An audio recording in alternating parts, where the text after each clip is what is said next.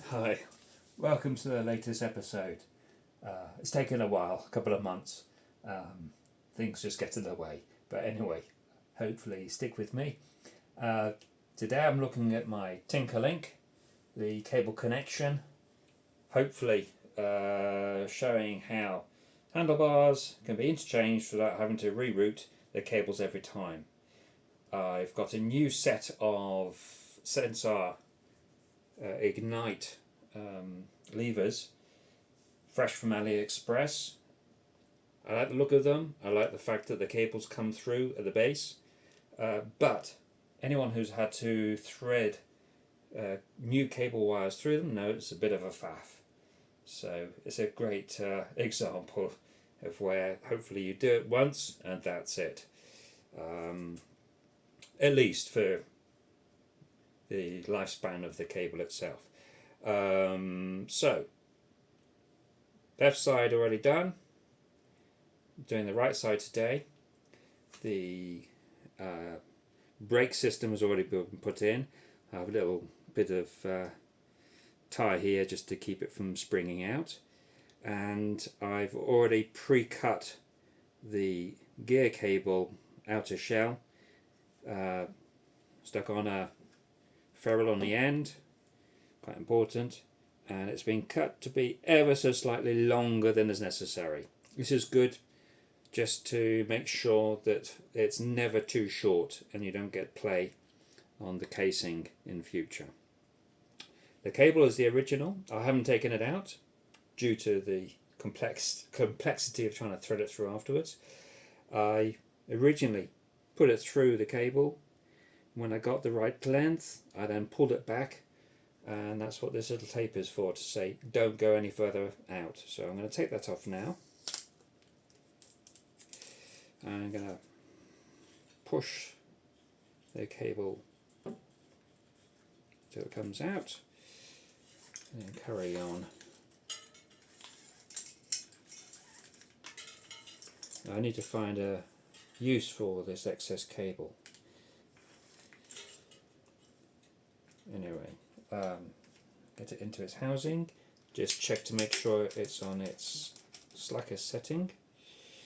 Now then, it's quite crucial that this is at a precise length. To do that, I'll get my connector, thread it on the right way. It has a hole and a slot, so put it in the hole, take it all the way up. Once it's there, get some cable connect cutters, place it in, and then I have a couple of little holes, if you can make them out, one at each end. They are the maximum extent for the cable to go to. The cable should not go over those holes, so too short rather than too long, and it's cut. So with that, if it doesn't fall off, I now take the cable in so it goes beyond its little mounting hole. So if it pokes out into this space, of course, especially if it's a brake end, it won't be able to go through. The tolerances are quite tight to make it as small and as compact as possible. With a couple of grommet screws just to make sure that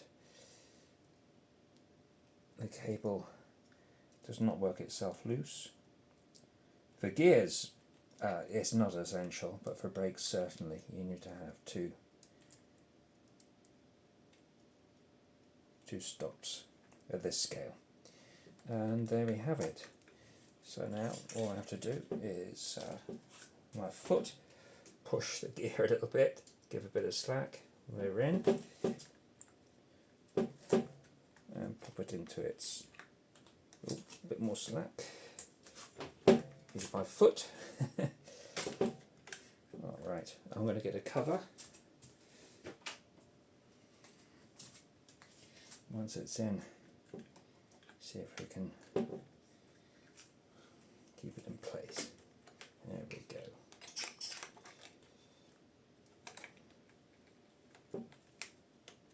One side.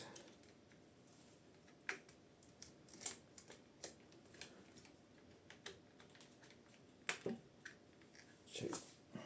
Screw it in.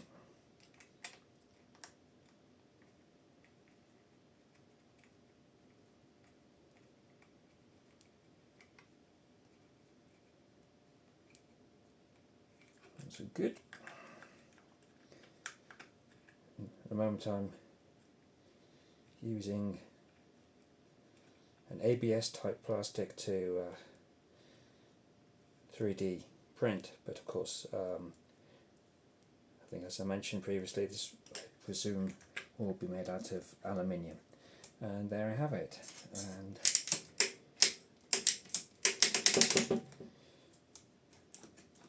as you might make out a little bit of movement, everything's good to go. So